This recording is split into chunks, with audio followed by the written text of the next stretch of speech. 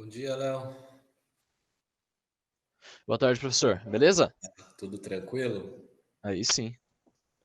E aí, o que que manda? É uma dúvida só numa questão, professor, do livro. Tá, 5. questão 5, beleza. Vou colocar nela e daí a gente discute a resolução aqui. Fechou?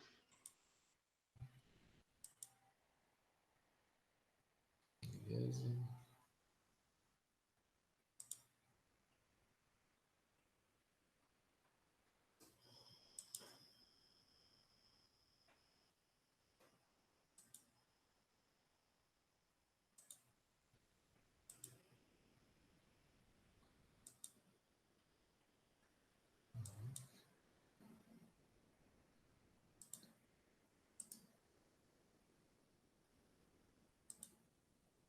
Questão 5, tá vendo ela direitinho? Tranquilo? Sim, tudo ótimo. Maravilha. Então, aqui tá falando a respeito do cianeto de hidrogênio, né? Fala uma historinha, né? E vamos ao o que é importante realmente, né? Está dizendo assim: uma solução aquosa é conhecido como ácido cianídrico e dissocia-se parcialmente com uma constante de equilíbrio igual a 6,2 vezes 10 a menos 10. É uma constante de equilíbrio bem baixa, porque é um ácido muito volátil, né? Então, embora seja muito agressivo, a gente considera como ácido fraco. Primeira parte, a reação de dissociação do ácido cianídrico. Acredito que essa não tenha sido a maior dificuldade, né? Então, nós temos aí o ácido cianídrico, HCN, né? Que em solução, aqui o quadradinho é para ser aquela setinha de resolução, né? De produto formado, se dissocia em H+, e CN-. Tá? Essa é uma forma de representar, tá? Se a gente pensar na ideia pensando no tal íon hidrônio, que é uma outra vertente aí científica, eu posso também trabalhar com o ácido cianídrico em contato com a água, formando o íon H3O+, ou seja, o hidrogênio do ácido vai para o H2O, virando H3O+, e ainda liberando o íon cianeto, aí CN-. Tudo bem o item A? Tranquilo? Tranquilo. Esse Beleza, foi sossegado. maravilha. Daí o item B, a adição de hidróxido de sódio no equilíbrio de dissociação do ácido cianídrico do item A aumentará o pH da solução? E aí pede para explicar. Bom, com relação a esta adição, o que nós temos na realidade? Quando eu coloco uma base, nesse caso uma base forte, né, o hidróxido de sódio, em contato com uma espécie ácida que vai estar lá dissolvido na solução, essa base vai consumir, né, a hidroxila da base vai consumir o H+. Né? Ou seja, a concentração de H+, ela diminui, que para nós equivale a dizer que o pH aumenta, né? Porque quanto menos H+, mais alcalina a substância, né, a solução vai se tornando. Tranquilo, item B? Tudo tranquilo. Yes. Maravilha. Agora nós temos o item C. Só um instante que alguém pediu para entrar aqui. Deixa eu achar aí quem que pediu. O João. Beleza? Já vou espelhar de novo. Estamos de volta. Agora tem que começar do zero lá. Então nós vimos o item A, o item B. E agora, para o item C, né? Pergunta assim, ó, pede, né? Escreva a constante de equilíbrio da reação de dissociação do ácido cianídrico. Né? Então, o que é constante de equilíbrio? Nós partimos da fórmula de dissociação, né? Então, ácido cianídrico em solução, formando H+ e CN-, né? Então, assim como qualquer constante de equilíbrio, aqui nós chamamos de Ka, né? Porque nós estamos falando de constante de equilíbrio ácida. Olha lá, produtos, concentração dos produtos, então concentração de H+ vezes concentração de CN-, dividido pela concentração do reagente, que nesse caso é o HCN. Só indicando, né? Nós temos o valor, 6,2 vezes 10 a menos 10.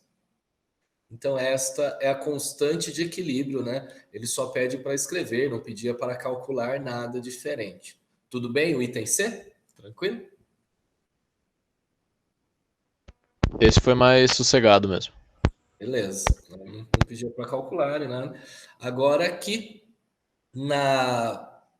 então, é um exercício com uma crescente de dificuldade, né? Começa das solicitações mais simples e vai se tornando mais complexo.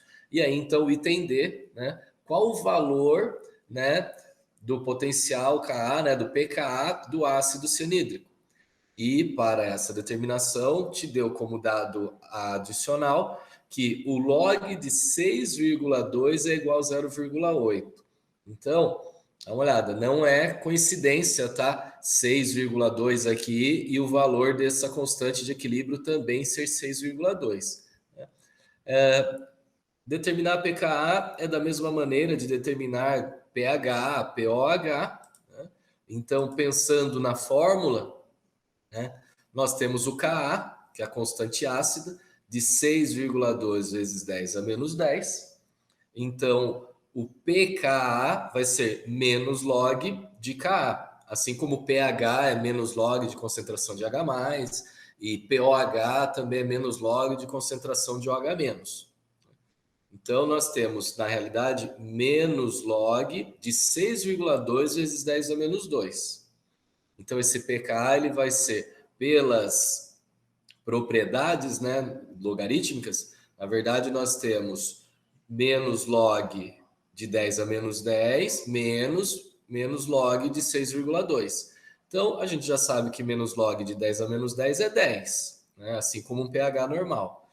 E o menos log de 6,2, né, o log de 6,2, na verdade, ele forneceu, que é 0,8.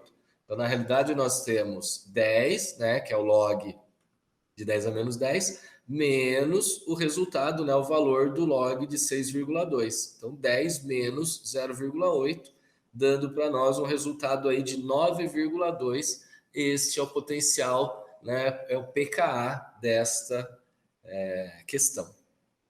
Ok? Ok, eu errei porque eu fiz uma conta, eu multipliquei o 6,2 pelo 0,8, não sei por quê. Daí eu vi na Ah, internet. Nossa sempre senhora. lembra assim, é o segundo, né? É o exponencial menos o valor que não está em exponencial para gente. Aham. Olha lá, ficou menos log de 10, 10 menos o valor de quanto é o log de 6,2, 0,8. Se multiplicou, aí você encontrou um 8 aí que não É, ia exato. bater, né? Ia Não encontrar um entendi 8. nada daí. Mas valeu, Tranquilo, professor. beleza? Só esse mesmo? Tranquilo? Deixa eu ver, acho que tem mais alguém querendo entrar aqui. Não, não tem. Achei que tinha. Daí, qualquer outro. João também, se tiver alguma dúvida aí de alguma questão, pode perguntar. Beleza.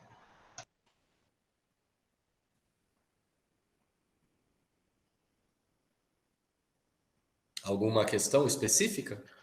Ô, professor, Oi, diga. a 11, tem como você só passar o resultado pra ver se deu certo aqui? A 11 tem? Deixa eu chegar lá nela. Tranquilo. Eu te mostro aqui. A 11 é pH 12. Bateu?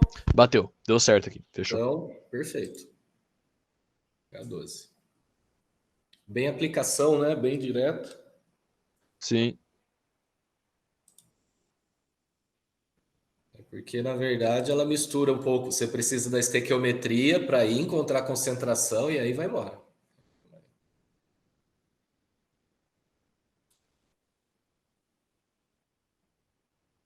Qualquer questão que tenha, os senhores fiquem à vontade de me perguntar.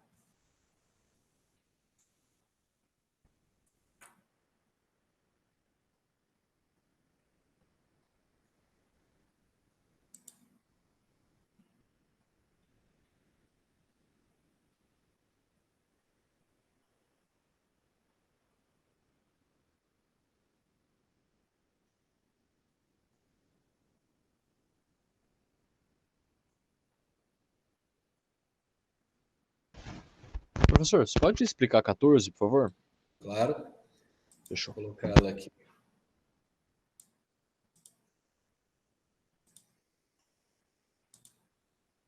Vamos lá.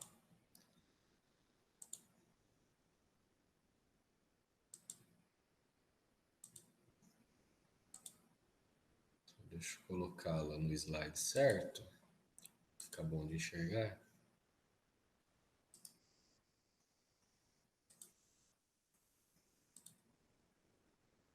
Vou pegar uma... Espera aí, deixa eu ir para o slide certo aqui.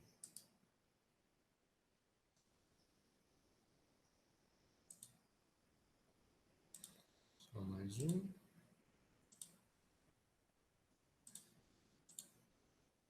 Beleza, questão 14, né? Uma questão aí falando da estação de tratamento, né?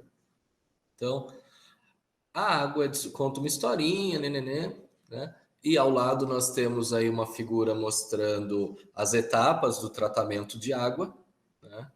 E a respeito das etapas do tratamento, vai fazer alguns questionamentos, tá? Vou colocar numa outra página aqui, porque tinha muita informação e ia ficar muito pequeno. Então, entre as informações aí, ó, a primeira, né, ele quer saber o que é verdadeiro nestas afirmativas e o que não. A primeira etapa diz que na etapa de floculação, a água recebe uma substância denominada sulfato de alumínio, responsável pela aglutinação dos flocos, que a gente chama de floculação, né, das impurezas, para que sejam então removidas. E aí, você acredita que isso está correto? Não. Eu acho que não. Acha que não? Você Não. acha que não tem uma etapa da estação de tratamento que chama floculação e que usa sulfato de alumínio? Não, eu acho que tem uma floculação, mas acho que não sei se usa sulfato de alumínio. Parece Ah, um. tá. Então aí é que está a questão. Na verdade, ele é sim uma das substâncias que são utilizadas, né? Então, o sulfato de alumínio ele muda um pouco a polaridade de algumas espécies e com isso as partículas elas se unem, né, formando aí os flocos, né? Por isso a gente chama de floculação. Daí em seguida vem outras etapas. Por exemplo, aqui no item B diz assim, ó, na fase da filtração, a água passa por várias camadas filtrantes. Até aí, sem problemas, nas quais ocorre a retenção dos flocos menores que ficaram na decantação, ficando a água livre de todas as impurezas. Então, o final da história, até aqui, ó, até a decantação, tá tudo ótimo. Só que a questão é, o tratamento físico-químico aí, o tratamento mais físico, que é a filtração, a floculação, não deixa a água livre de todas as impurezas, porque nós ainda temos as bactérias, né? Então nós temos aí a parcela orgânica que ela deve também ser tratada na cloração e na floração, né? Então por isso o item B não é verdadeiro. No item C, ainda falando do sulfato de alumínio, né, que existe na floculação, possui um caráter básico. Por esse motivo, é colocado cloro na água para diminuir o pH. O cloro ele não tem esse objetivo. O cloro ele tem como objetivo matar as bactérias, né, matar os organismos nocivos à saúde, né? Para o acerto do pH não é utilizado o cloro com esse objetivo. O item D, falando a fluoretação, que é uma etapa adicional que poderia ser dispensável, nem pensar ser dispensável, né? O cloro é extremamente, o flúor é extremamente importante, tão importante quanto o próprio cloro para que a água esteja aí em condições ideais, né? Para que a gente chame ela de potável. E o último item, ele tem uma falha também, né? As etapas de tratamento da água, floculação, decantação e filtração, são suficientes para que a água fique em total condição para uso. Como nós já dissemos nos itens anteriores, eu ainda preciso da cloração, né? Se eu não utilizar o cloro, eu vou ter problemas. Tanto é que o cloro ele é adicionado lá no finzinho da história, né? Para que, lógico, mensurado da maneira correta, chegue dentro de padrões de qualidade até nossas casas, independente da distância que vai percorrer. Tudo bem? Fechou. Tudo Eu acho ótimo. que só tinha ficado a dúvida por questão de saber qual era o material que é É, utilizado, né? é então. Então, o sulfato de alumínio ele é utilizado. Outros poderiam ser utilizados? Na verdade, a gente tem uma vantagem muito grande na questão do custo, né? O sulfato de alumínio ele é muito barato para ser trabalhado, né? Então, ele se adapta muito bem a essa função de fazer com que as partículas de impureza criem uma atração entre elas, formando os flocos, né?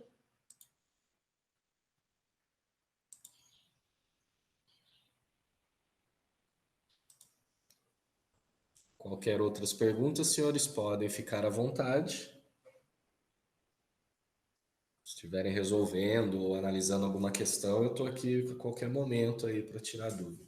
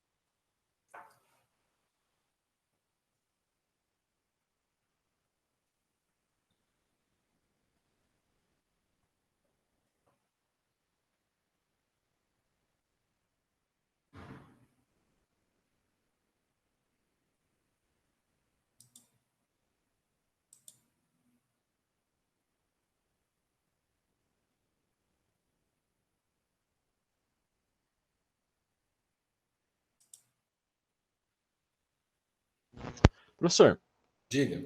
nas aulas do Descomplica lá que você passou, É. não lembro como é o nome do professor, ele passa um negócio de força ácida. É importante memorizar isso para os vestibulares, força ácida e força base que ele passa. É importante ter isso em mente bem para o vestibular ou não cai tanto? Cara, eu acho interessante, sim, tá? O que não é necessário é você memorizar valores, tá? Isso não é necessário. Mas é interessante, por exemplo, você saber que em um comparativo, que se o ácido ele tiver um grau de ionização abaixo de 5 ele vai ser fraco, entre 5 e 50 ele é moderado, e acima de 50 o alfa acima de 50 ele é um ácido forte. Isso é interessante, ter essa régua de comparativo. É interessante ter pelo menos, vamos dizer assim, os 3 ácidos fortes principais, as 3 bases fortes principais, porque a partir daí o restante vai ser fraco, né? Então, não guardando, memorizando valores, mas ter a noção de alguns é extremamente importante. Por exemplo, o que a gente pode citar como sendo muito recorrentes nos vestibulares aí dos últimos anos. É muito difícil aparecer um vestibular que não vai falar, por exemplo, do ácido acético, que é um ácido fraco, então ele tem um grau, um alfa baixo, ele se dissocia muito pouco. Acontece o mesmo com o caso do ácido clorídrico, que ao contrário, é um ácido forte, né? Então, comparando, você vai ter aí valores de alfa que vão ultrapassar 98%, né? O 0,98. Então, não precisa ir para o vestibular tendo uma lista gigante para saber com relação à força do ácido e força da base. Mas aqueles principais que a gente sempre menciona, né? Ácido clorídrico, ácido sulfúrico, ácido fosfórico como fortes, ácido cianídrico, ácido acético como fracos, hidróxido de sódio como base forte são importantes. Entendeu a ideia?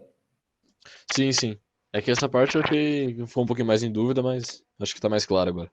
Não, tranquilo. Não se preocupe com, por exemplo, se ele resolver algum exercício mostrando, esse valor, ó, lembra, esse ácido é forte, né?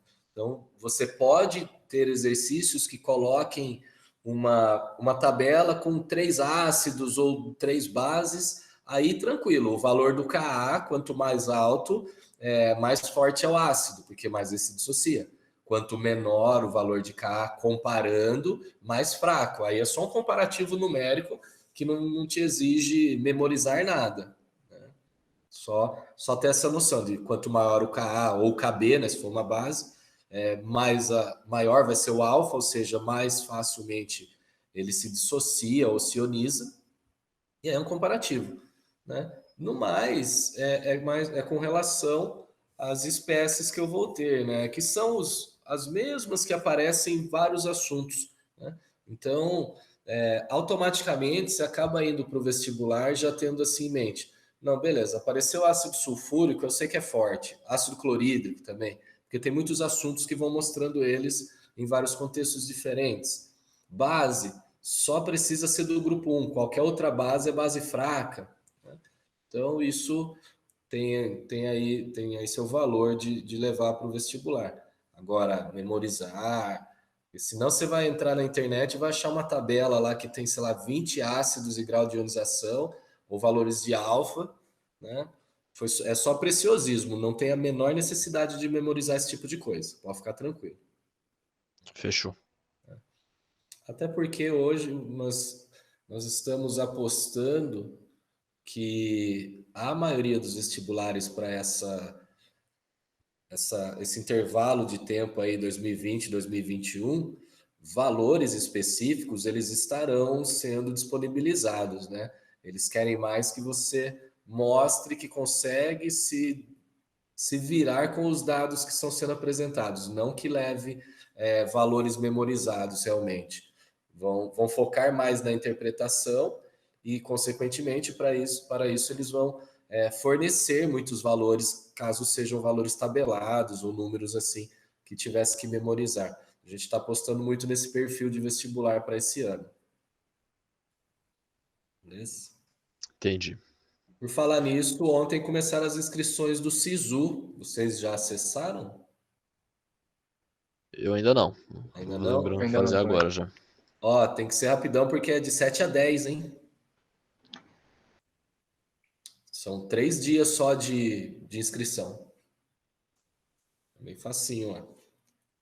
Tem todos, é só entrar no sisu.gov.com.br que tem tudinho lá, facinho, não tem muito erro, não.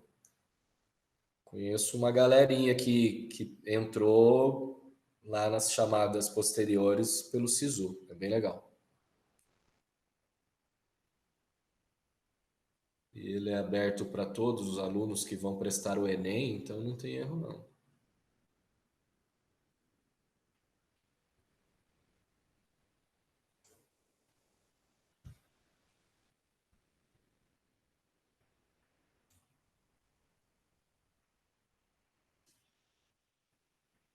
João também, se tiver alguma questão, pode perguntar, tá? A gente resolve aí, comenta, não tem problema não.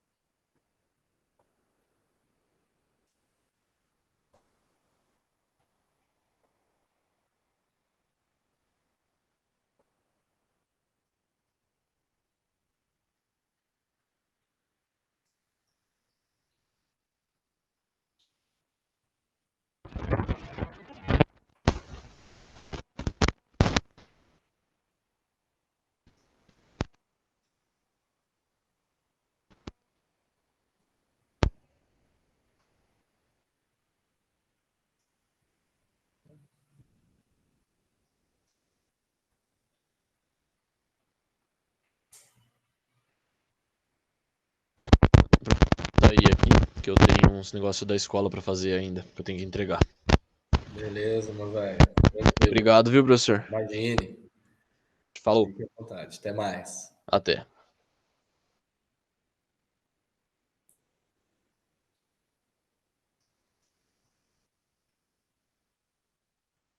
João, se tiver dúvidas, pode. Alguma questão também, pode fazer. Fique à vontade. Eu tenho uma dúvida na 8. Na 8? Tá. Deixa eu colocar aqui. Daí eu já te mostro.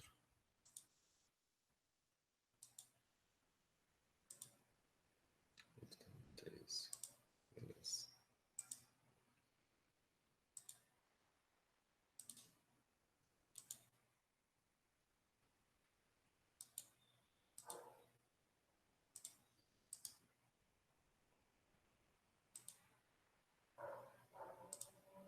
Bom, a questão número 8 está aqui, né?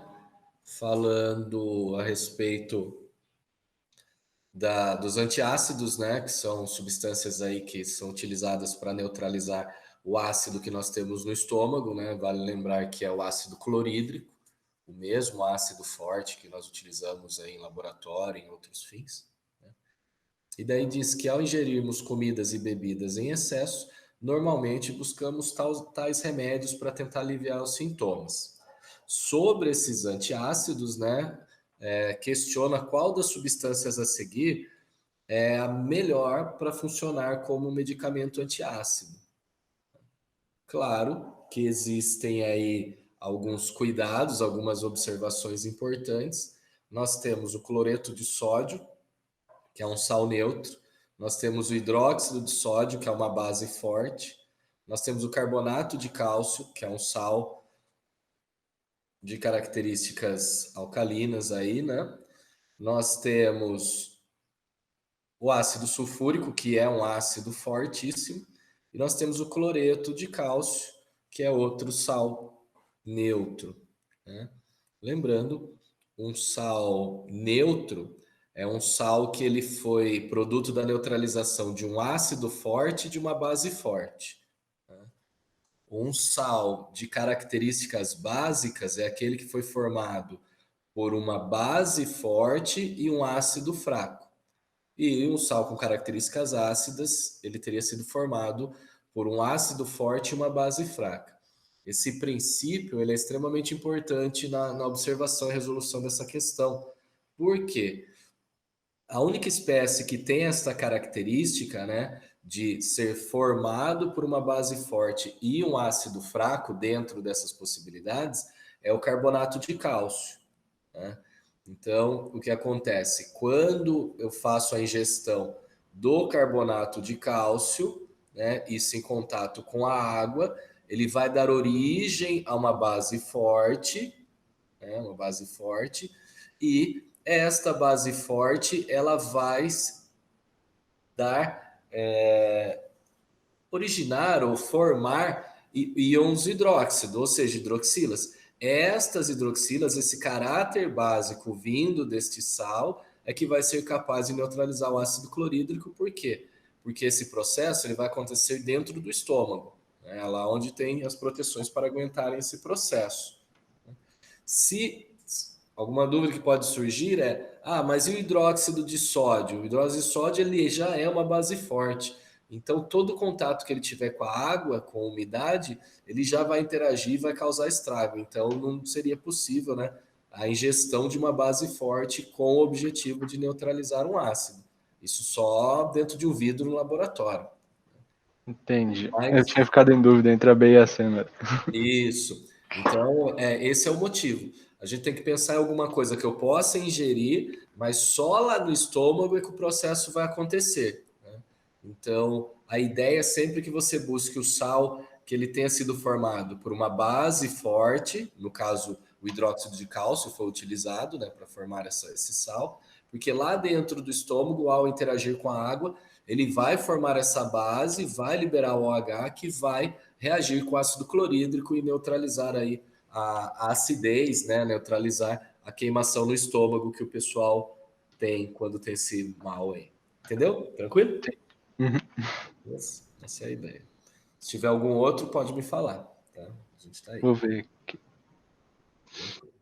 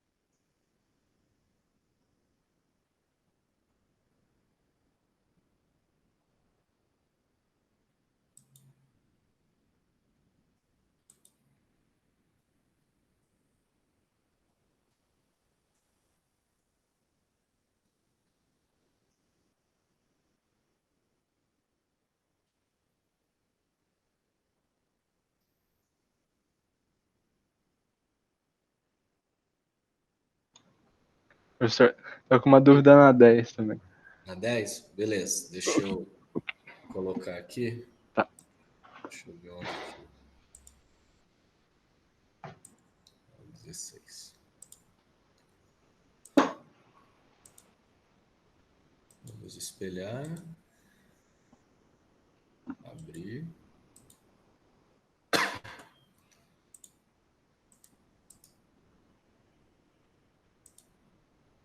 Temos aqui a questão 10. Né? Para conseguirmos aumentar o pH de uma solução aquosa, o gás que poderemos borbulhar será. Então, primeiro, a gente tem que tomar muito cuidado com essa ideia que causa uma confusão na gente, que é a ideia de aumentar e diminuir o pH. Né? Por quê? Quanto menor o pH, mais ácida é a substância, é a solução. Quanto maior o valor de pH, menos ácida ou mais básica ou alcalina.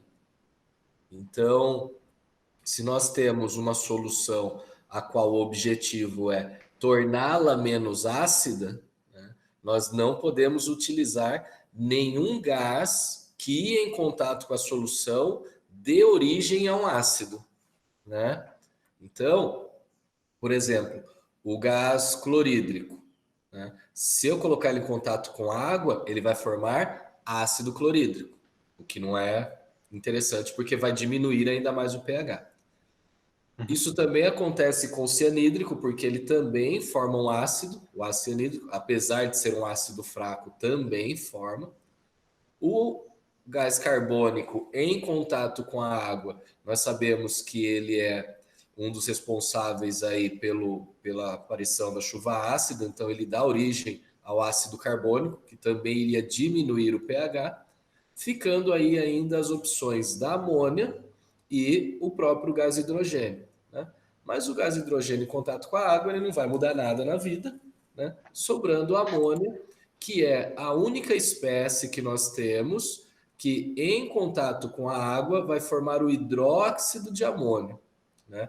Então a amônia tem fórmula NH3, em contato com a água forma o NH4OH, que é uma base, né, uma base volátil aí, mas ainda assim ela vai ter hidroxilas para fazer com que o pH dessa solução aumente, né? Porque eu vou tornar o meio mais básico Então, vou conseguir aumentar o valor de pH nesse caso. Tudo bem? Então, o único objetivo, a ideia é conseguir identificar quais espécies formariam ácidos. No caso aqui, as 3 primeiras formariam, o que a adição dessas espécies só diminuiria o pH, né?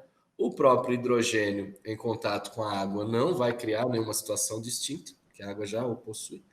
E no caso aí, ficando só a amônia, que é capaz de formar o hidróxido. Tudo bem? Certo. Qualquer outra é só me perguntar. Estamos aí tranquilão.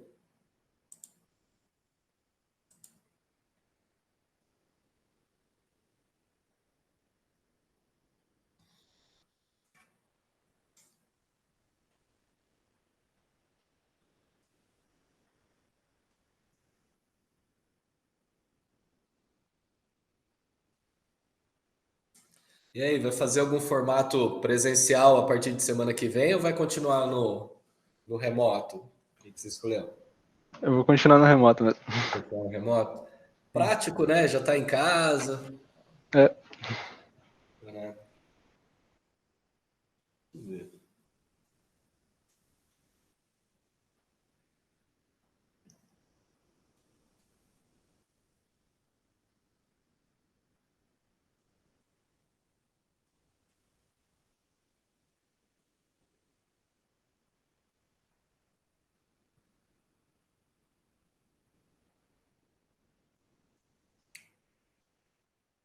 Escola que você estuda, João? eu estudava no Literatos. Ah, já terminou o terceiro ano passado? Eu terminei em 2018. Aí ano passado eu Ah, fiz um cursinho também. maravilha. Então, é 100% dedicado ao cursinho. Uhum. Aí é bom, hein?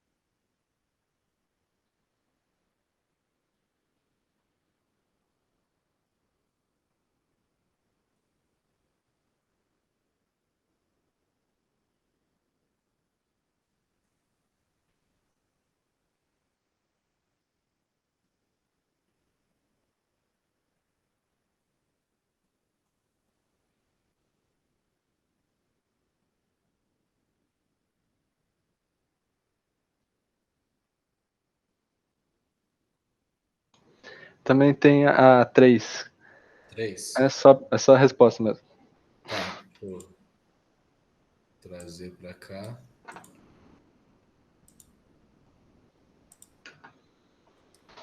A 3 é a alternativa C, 10.000 vezes. E terceira, bateu? Não. Não, então eu vou. Acho Eu que vou esse é 2, esperar. né? Não. Oi? Não. Opa, peraí. É do leite. Ah, do leite, tá. A do Essa? leite aqui, ó. Não. Cadê a do leite?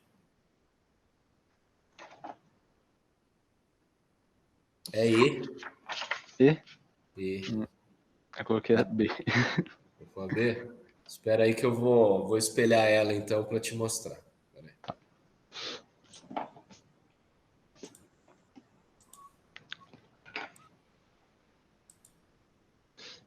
Três, tonalidade 6. Espelho aqui.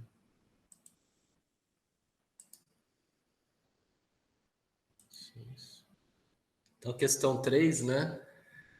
Fala do leite para ele coalhar, né? Vai acontecer isso quando o pH dele for igual ou menor que 4,7.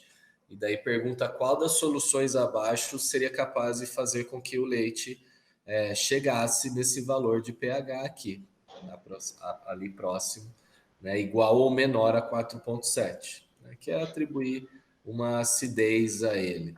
Né? Então, se nós observarmos aí as espécies que nós temos, eu acho que falei a alternativa errada aqui.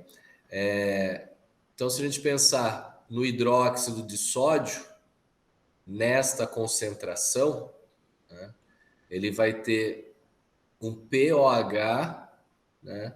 Então ele vai ter uma concentração de OH- igual a 10 a menos 14. Na verdade, eu tenho concentração de OH- igual a 10 a menos 2. Se eu pegar a fórmula pH mais pOH igual a 10 a menos 14, nós vamos ver que o pH dessa solução é igual a 12. Né? Então, 12 é um valor de pH que é bem maior que 4,7. Isso não é interessante no NaOH, então ele não vai ser capaz de fazer isso para a gente.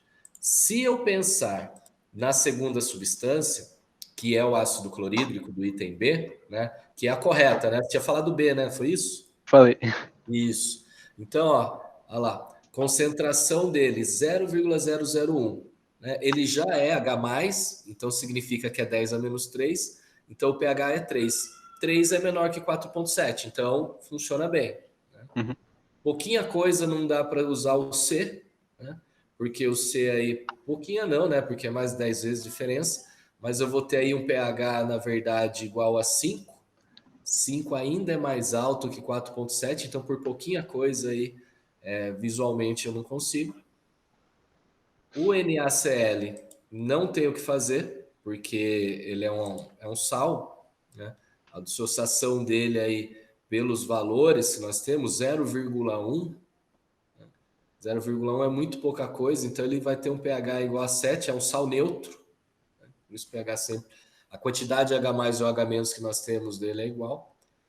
E o NaHCO3, apesar de ser um sal ácido, né, quando dissociado, eu vou ter um pH igual a 13, né, porque é um pH alto porque ele é formado por uma base forte e um ácido fraco.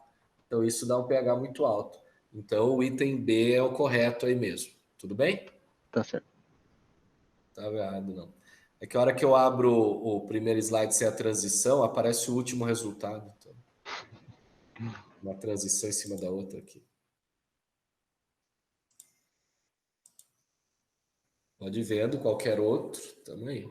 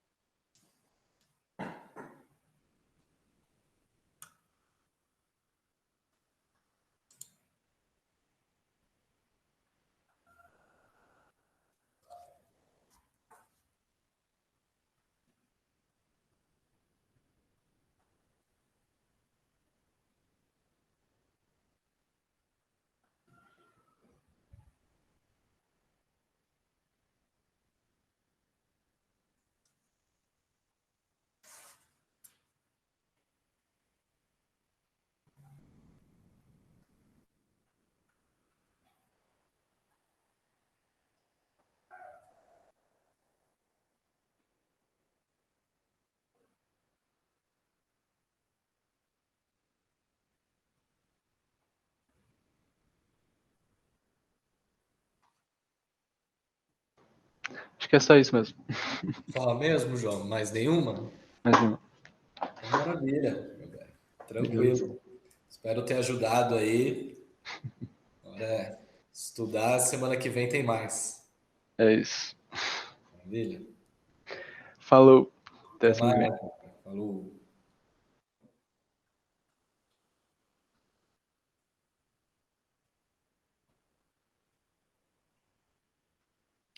Vamos aguardar e ver se algum outro aluno entra na sala para tirar alguma dúvida.